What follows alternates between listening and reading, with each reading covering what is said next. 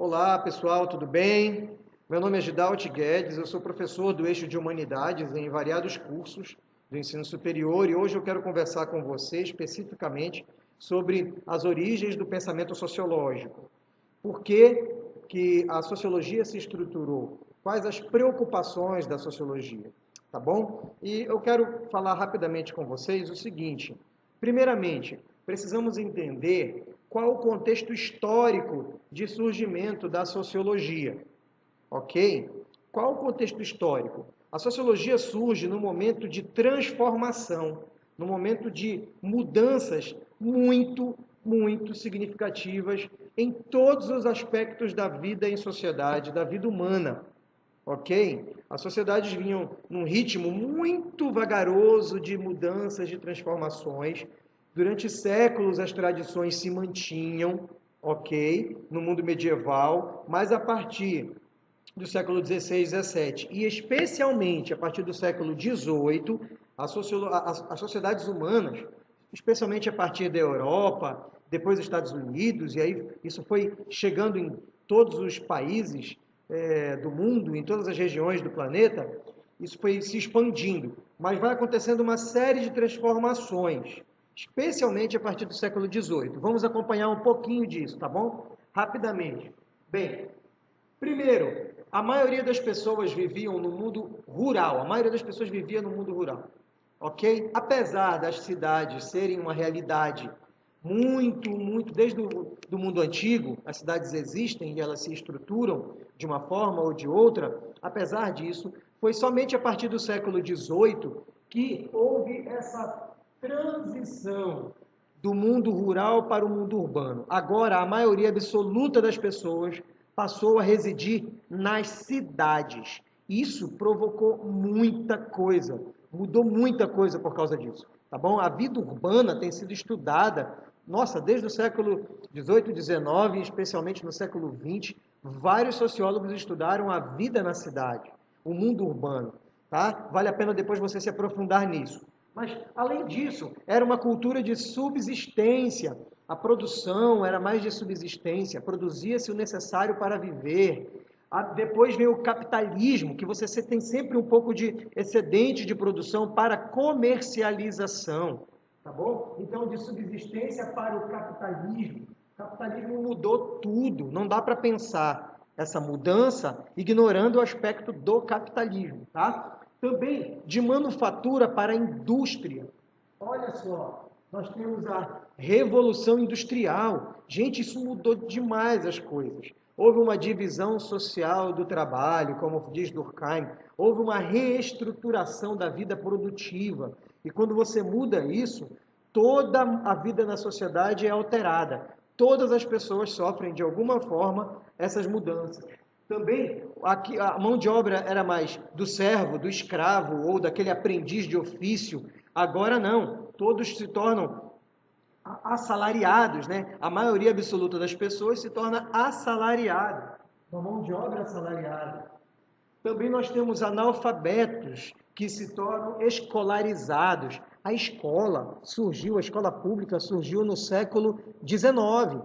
Era uma necessidade de capacitação daquele povo todo que veio do mundo rural para o mundo urbano, ok? Que fosse a segunda ou terceira geração dessa população que vinha do mundo rural para o mundo urbano, mas essas pessoas precisavam ser qualificadas devidamente para poder serem aproveitados na indústria, serem aproveitados por essa nova sociedade, esse novo jeito de produzir mercadorias, ok? Além disso, nossa sociedade é uma sociedade que se torna mais contratual, né? E a pessoa precisa ser alfabetizada nesse processo, tá certo? Isso é muito importante. Então, a escola se torna um lugar fundamental de formação das pessoas, formação das crianças, formação é muito importante, ok? Além disso, nós temos uma força das tradições familiares que agora nós temos um enfraquecimento no mundo rural. As tradições familiares eram fortes para conferir identidade para as pessoas e agora não, né? Agora há um processo de individuação onde essa tradição familiar se enfraquece e os indivíduos né? Eles se empoderam, querendo fazer suas próprias escolhas em alguns temas, especialmente os temas sobre religião, sobre moral, né? Os valores morais começam a ficar bem fragmentados. Isso tem a ver com essa transição de um mundo de tradições familiares fortes para um mundo individualista, né? A individuação. Nós temos a natureza, uma natureza lá na antiga sociedade, a natureza que regia o tempo das pessoas, a natureza estabelecia os limites para o ser humano, as cidades eram sempre seguindo, né, o relevo. Hoje em dia, não. Nós temos um tempo que não é mais regido pela natureza, o tempo é regido pela produção, pela fábrica.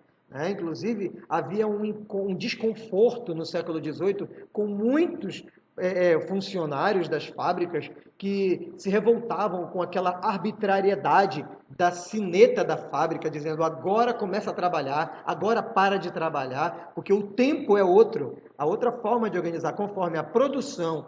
Tá certo? E a tecnologia determina a maneira como nós nos relacionamos com a natureza. Agora o ser humano tem uma tecnologia para implodir as montanhas e construir cidades mais planas, né? Você tem toda o ser humano agora se sente mais forte, mais dono de si, diante das imposições e dos limites que a natureza impunha. Ok? Então nós temos uma nova forma, um novo espaço-tempo construído, não na relação com a natureza, de aceitação, mas de contestação da natureza, de transformação da natureza por meio da tecnologia, da ciência, ok? E de acordo com as necessidades da produção. Também nós temos um mundo de cultura local, como os meios de comunicação eram muito limitados e as pessoas viviam no mundo rural, nas suas comunidades, nós temos uma cultura local que dominava ali junto com as tradições familiares, agora não. Além da individuação, nós temos o pluralismo cultural das cidades. O pluralismo cultural, isso vai afetar muito a vida das pessoas, vai afetar a maneira como elas buscam a Deus, elas cultuam. A religião foi muito afetada pelo pluralismo.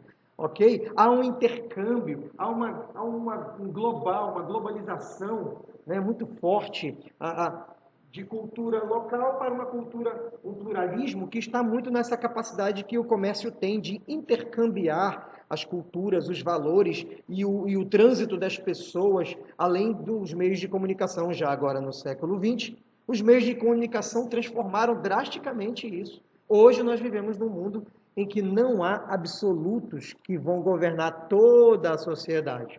Não há. Nós temos um pluralismo de razões e sentidos, ok? E além disso, nós deixamos de ser um mundo da fé, um mundo governado pela fé, onde o controle social se dá pela religião, e agora nós temos um mundo onde o que impera é a técnica, o que impera é a ciência. Mas veja, a ciência é um processo de secularização. A religião não morreu.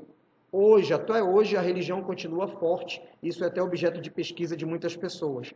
Entretanto, vale ressaltar que nós temos um jeito diferente de cultuar. Hoje as pessoas se aproximam do sagrado numa outra perspectiva, uma perspectiva mais individualista, uma perspectiva mais de eu vou consumir os bens simbólicos da religião conforme as minhas necessidades pessoais. Também tem uma questão de que mesmo as pessoas mais carolas, mais devotas, são pessoas que não têm a sua fé total. A fé não governa a totalidade da vida. Né? A fé não governa a totalidade da vida. Os dogmas religiosos não têm mais esse poder.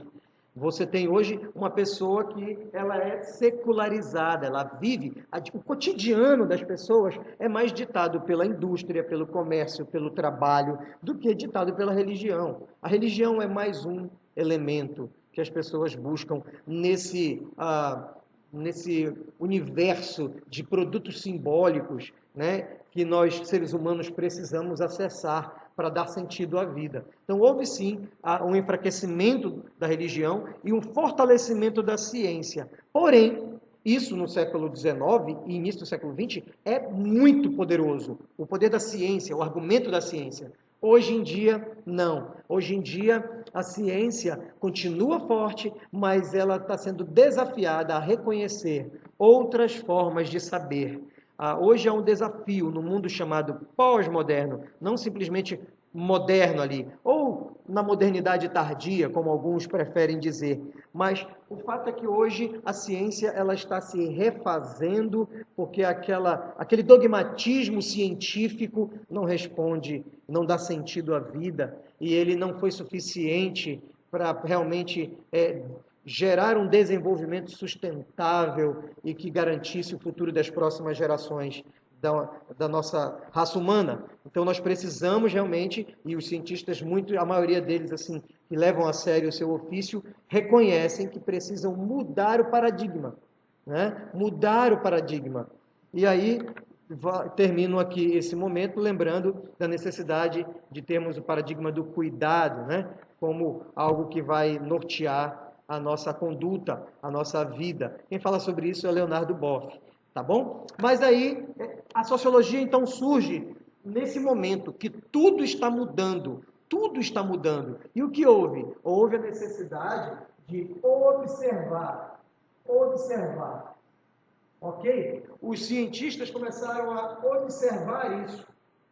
Eles observavam essas transformações e cada sociólogo clássico, ao observar essas transformações, utilizou de um olhar, utilizou de um método, de um olhar, de uma hermenêutica científica para interpretar essas transformações.